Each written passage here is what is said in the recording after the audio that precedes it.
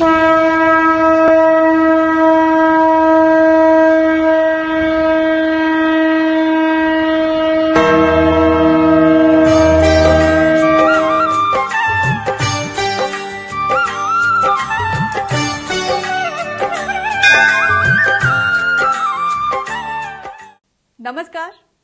नवरात्र का शुभ आरंभ आज से हो चुका है।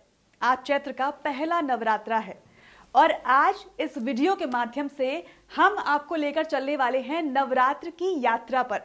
अपनी इस यात्रा में हम आपको नवरात्र से जुड़े हर दिन की अलग अलग कथाएं और उनसे जुड़ी कुछ खास बातें बताएंगे।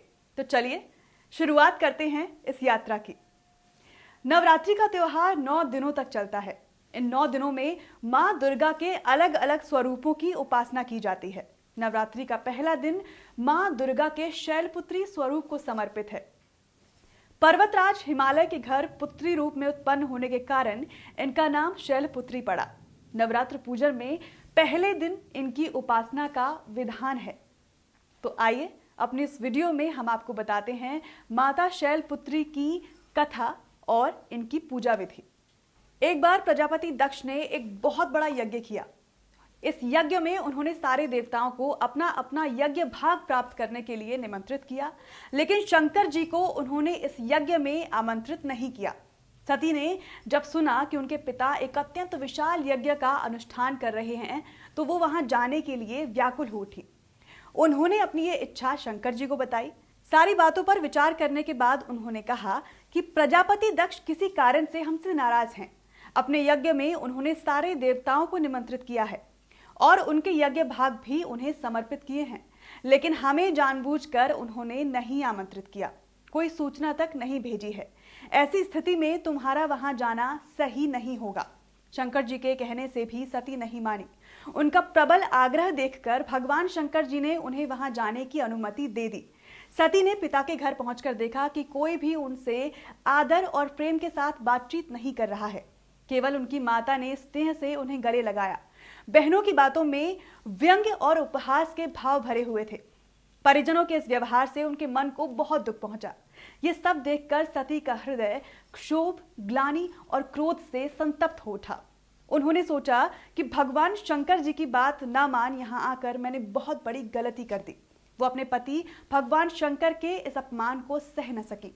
उन्होंने अपने उस रूप को उसी क्षण वहां योगाग्नि द्वारा जलाकर भस्म कर दिया।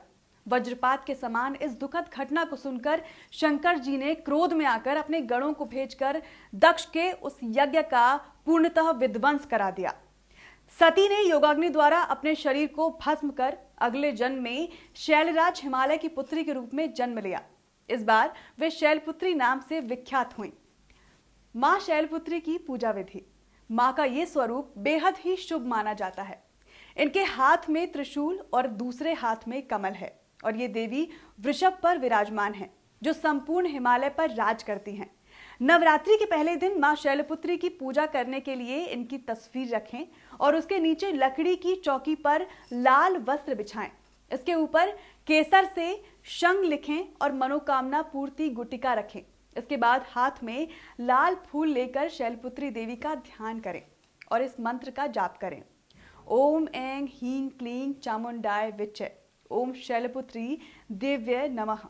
मंत्र के साथ ही हाथ में लिए गए फूल, मनोकामना गुटिका एवं मां की तस्वीर ऊपर छोड़ दें। इसके बाद मां को भोग लगाएं तथा उनके मंत्रों का जाप करें।